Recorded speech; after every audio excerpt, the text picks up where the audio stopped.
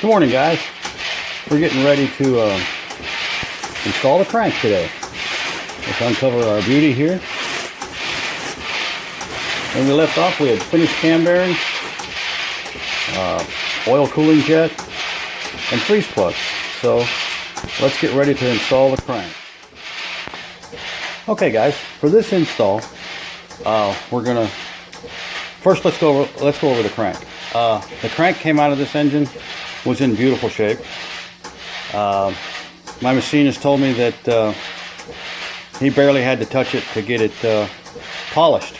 So we're in good shape as far as the crank goes. I did have the entire reciprocating assembly balanced. We'll explain why in a bit. But here you can see where he ground material off in order to balance it. And over here and here he drilled, and here drilled some holes for balancing. We're going to put that compressor's going. Okay, hang on. Okay, the compressor's done.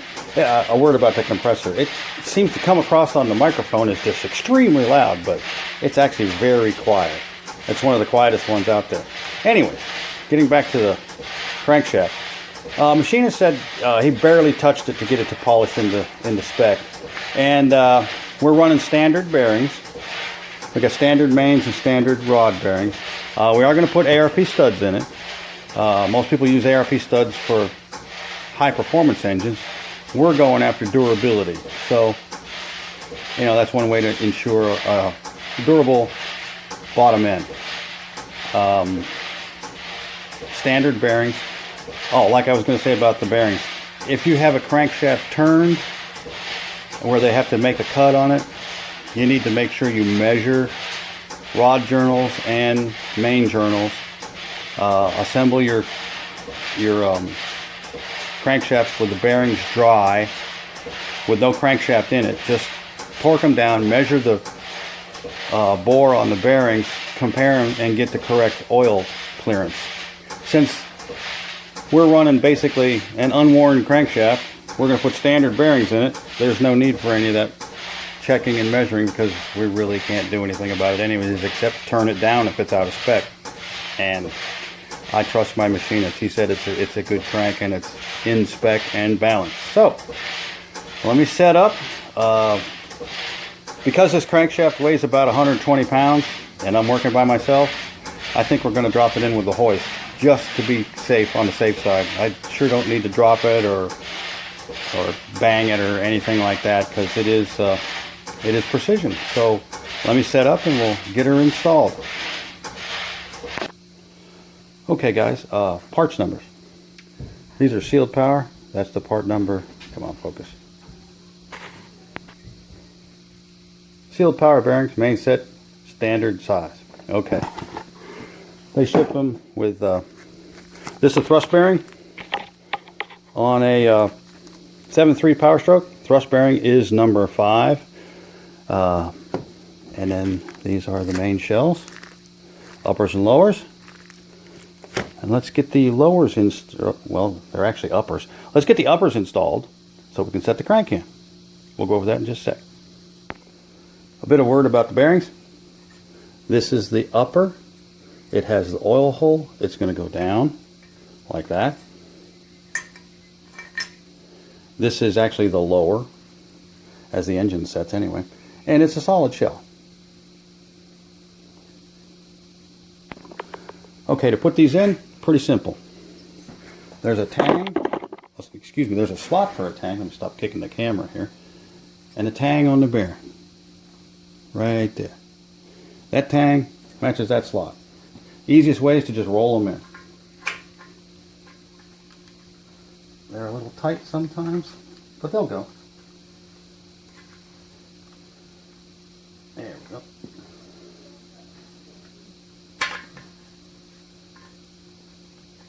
Come on. Come on.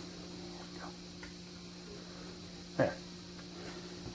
They are a tight fit. And when we get ready to lube them, we're going to lube this side, and the outside here. Because that is the thrust bearing. And then we'll check the end clearance when we're done. So, let me get the rest of them here. Okay, make sure you don't put any lubrication on this side Make sure you wipe it clean. That's just oil from spraying it with WD-40. And just roll them in.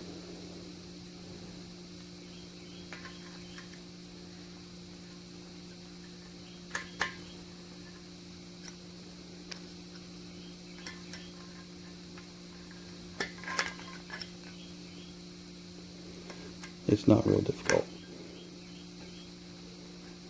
Get it flat.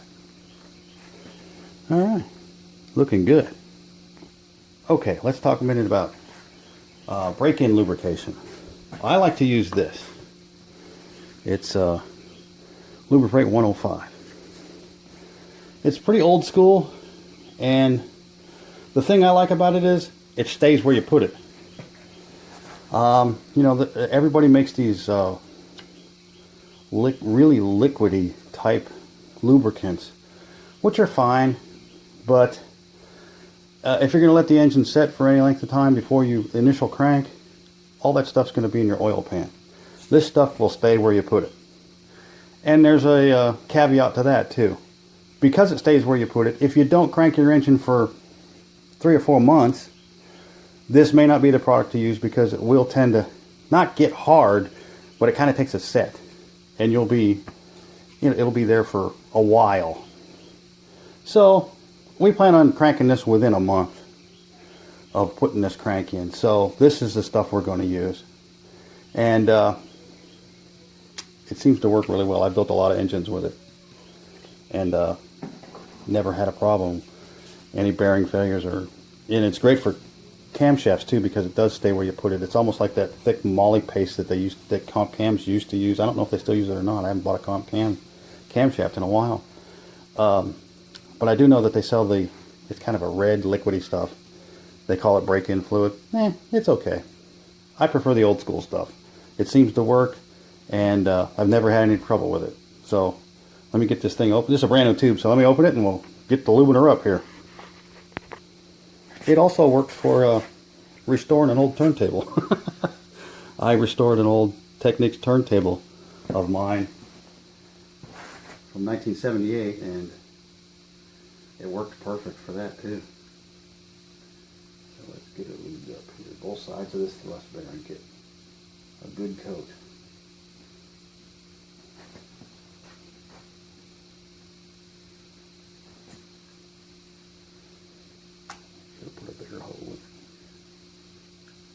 You just want a good, make sure the surface is coated good to protect it.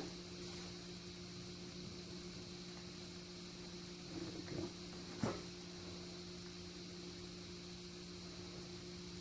And while we're in here, we'll get the cam bearings also, because once the crankshaft's in, cam bearings will be really hard to lube up. So we'll lube them right now.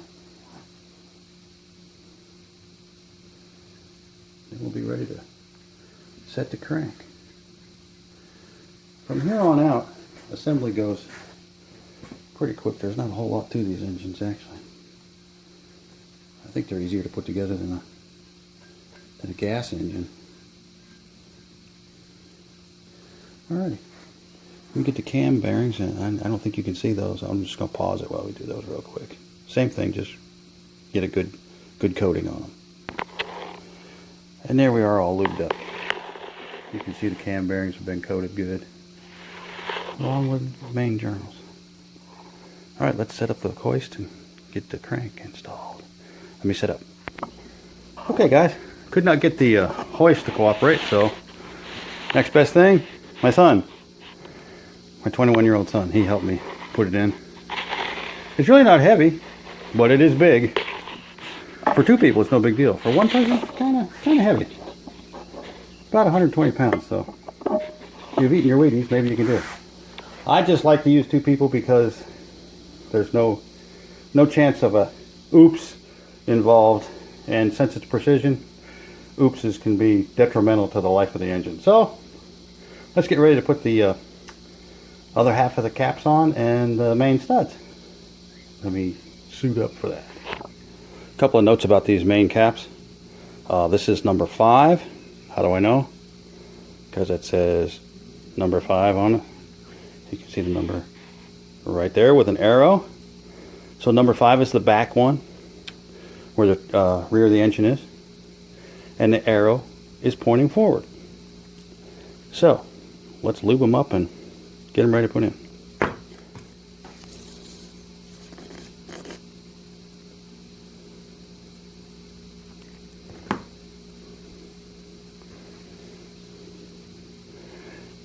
I don't know if it's possible to use too much of this. I guess it would be if you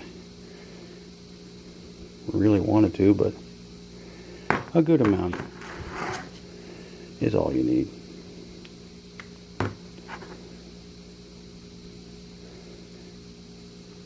The one good thing about these is before the engine ever cranks, as in running, you'll have oil pressure, because these power strokes take a while to fill the oil galleys and the fuel galleys and actually start.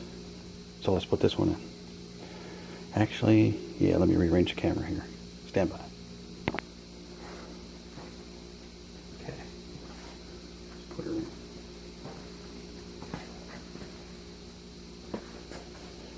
So, the arrow goes towards the front. Set her in. Nice and gentle. And square.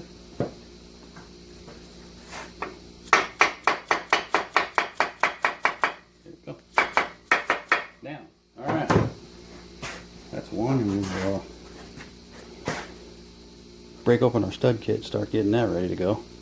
So let me put the rest of these in and we'll see how it goes. Let's go back and lube them up and put them in. Okay, so all the caps are in. We're just waiting on the studs. They are presently in the parts washer. They come with a protective coating on them that we're going to get off before we put them in, so it'll be just a minute and we'll get those out, rinse them off, and be ready to go. Okay guys, this is all of our studs and washers and nuts, all gone through the parts washer to get the protective coating off them, washed with hot soapy water and Dawn dishwashing soap, and we're ready to go. These two up here are for the oil pickup that go on this stud, which goes on number 4, and we'll not worry about those right now. This is the lube. You lube each end as you put them in, and the directions say hand tight, and the studs go in hand tight, and then we put the nuts on and torque them in 3 equal steps up to 125 pounds. I'm going to get the spec from the manual and we'll get started.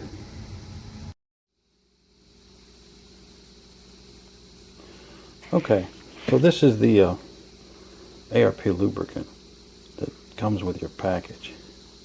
You want to get a little bit on there, not a whole lot. I just put it on the starter threads.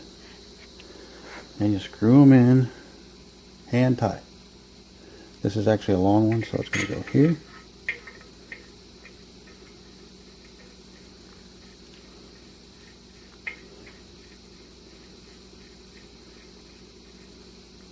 Okay, that's one.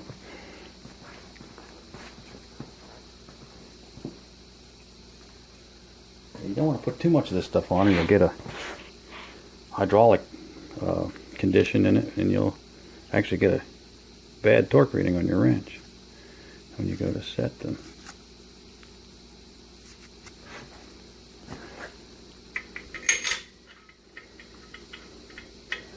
This stuff is slick.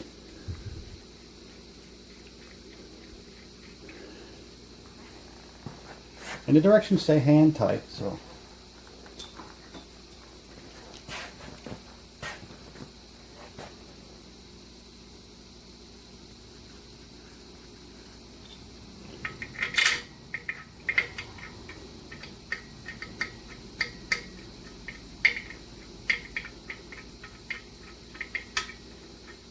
the reason we're putting them all in is because whenever you torque a set down, we're going to start in the center. We'll torque that guy down, and when we get them torqued to spec, you want to roll the crank, you know, 1 revolution, make sure it's not binding. Well, if you don't have these at least in snug, when you roll it, you'll roll the bearing. And that wouldn't be good, because you'll spin a bearing in a heartbeat that way. So we'll put them all in, and put them in hand tight.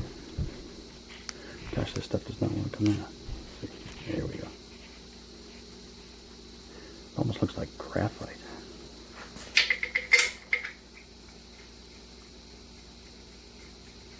You know, we chased all the threads, so they're clear anyway, so.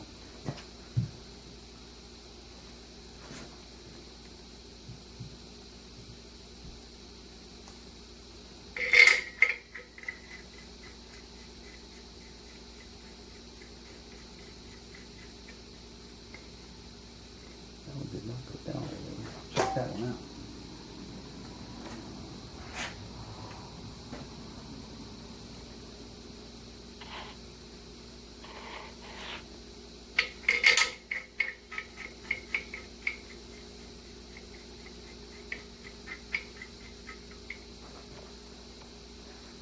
Hard to believe these things are that expensive as they are, but when you get a set, you'll realize why. They are really high quality stuff. Always been impressed with ARP stuff.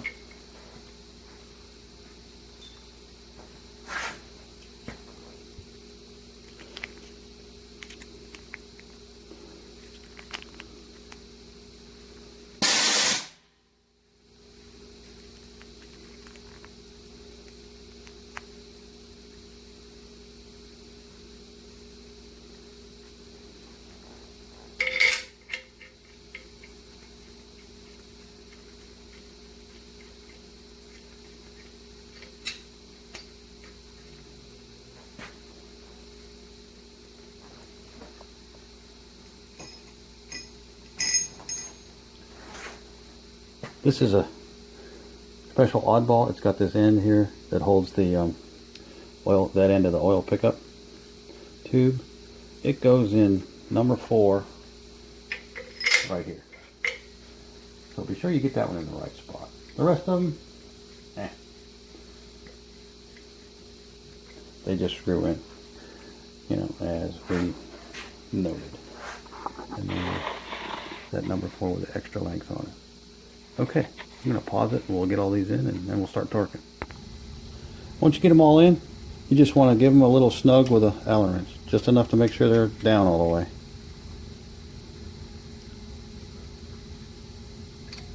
That's it. The manual says hand tight.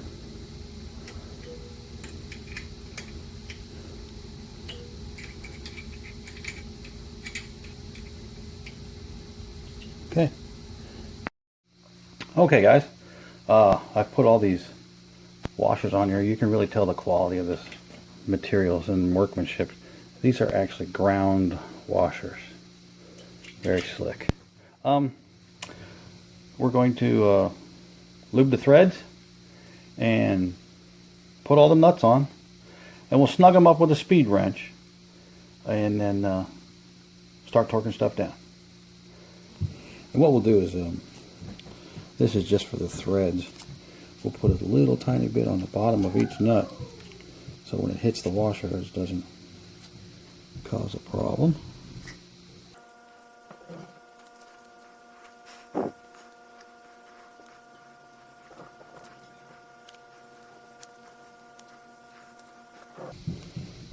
Now, I've had some people comment and tell me that, you know, for the horsepower rating I'm going for, studs aren't really all that necessary because we're going to the 480, about 450 to 480 horsepower. And true, studs aren't required for it. They're optional. But we're going for longevity also, so that's the reason for studding it in the first place.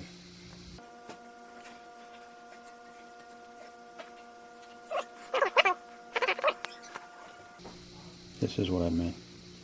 Just a real thin coat on there. Just in case you didn't see that. I gotta pay more attention to where the cameras are. Boy, that stuff sure makes a difference. It's enough on my finger.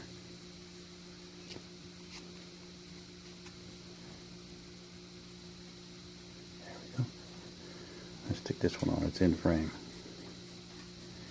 Like I said, I just start them, then we'll take a speed wrench and snug them down with a speed wrench, and then start torquing them.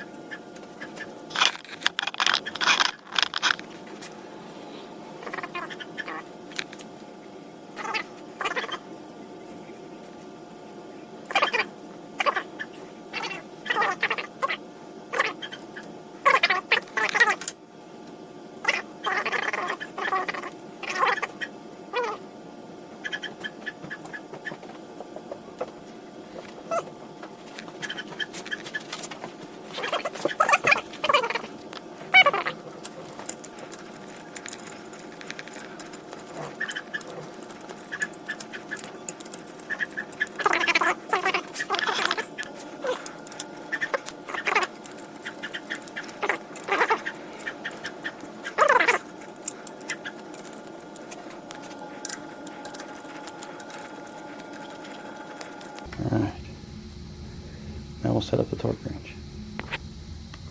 So let's see, the first torque setting is 76.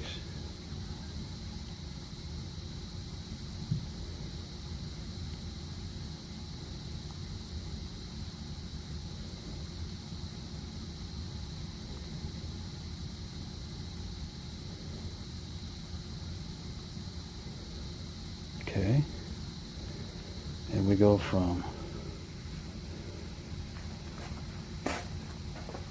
check the paper one more time. Start from the outside, okay. That's what I thought, I was just making sure. So, let me reset this camera so you can see what's going on here. I'm going to work number 3, which is the middle. This is our man. It's a pretty nice torque wrench.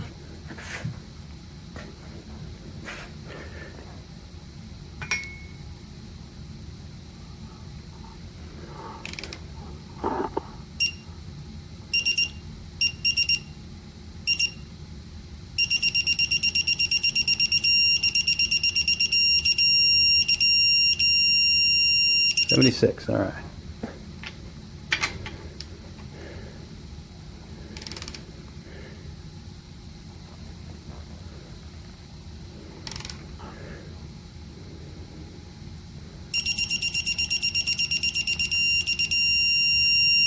All right.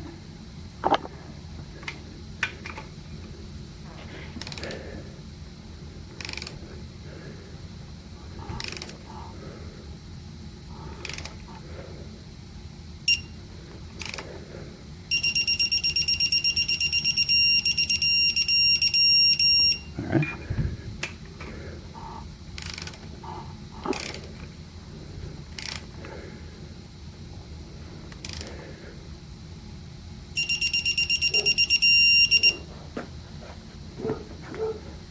Oh, I'm gonna have to lock the wheels on this thing. All right. Let me lock the wheels real quick. Okay, our next one is 96 pounds. So we'll set that to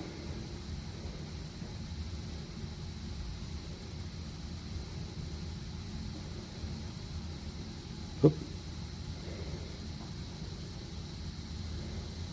Come on.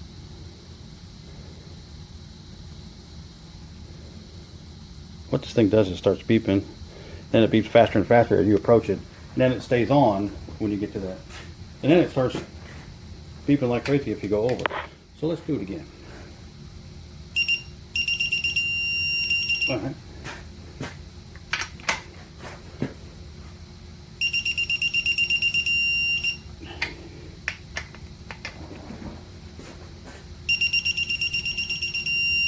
Okay.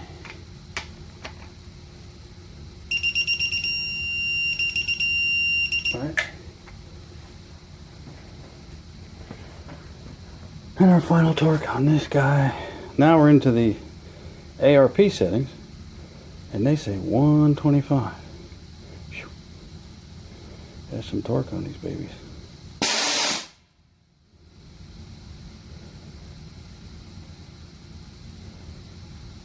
All right. 125 it is.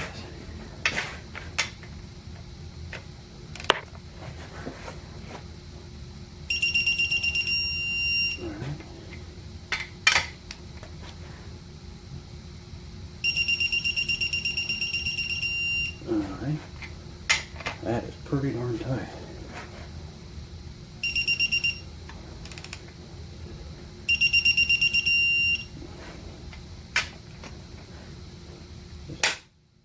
Let's hope this cheap socket don't have a problem.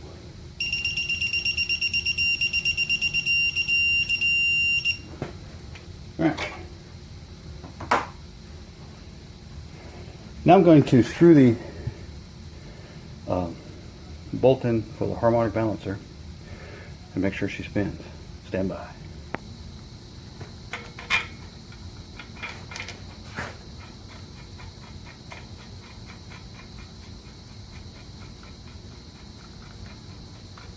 Alright, let me get a socket real quick. Okay guys, moment of truth. Oh yeah. Beautiful. Alright. Spins nice. Let's move on to the next one. Back down to 76. Start from the outside. Block it here with my foot.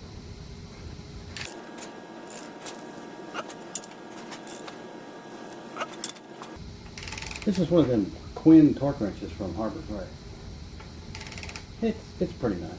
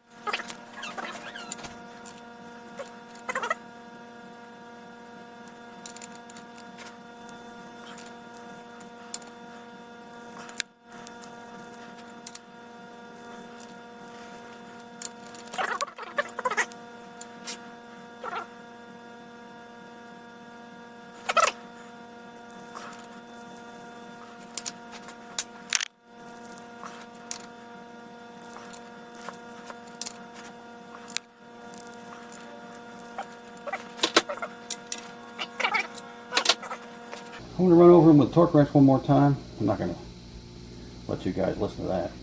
And make sure they're all torqued, because they do stretch a little bit. So we'll run over them once and make sure everything's kosher, and we'll move on. Just to demonstrate what kind of friction you'll have after the bearings are installed, should be very, very little. This crank spins by hand. No problems. Now when we get the pistons in, it'll have to use a wrench, but because of the drag on the rings. But this right here is excellent. Now we're going to check the end play. Okay. So end play spec I believe is 4.5 thousandths to 8. Let's check what we've got. That's 3.5 that way. Back the other way. Oh. Oh. Stand by. Helps if you lock the base down. Okay. 4,000. Back to 0. 4,000. Back to 0. It's about 4,000. Which is a 0.5 thousandths tight, but you know, don't think we're gonna bother with it much. Let me zoom out here so you can see the setup here. All this is a dial gauge strapped to the block with a plunger, depressed about halfway through the travel against the crankshaft at perpendicular to it. Piece of cake.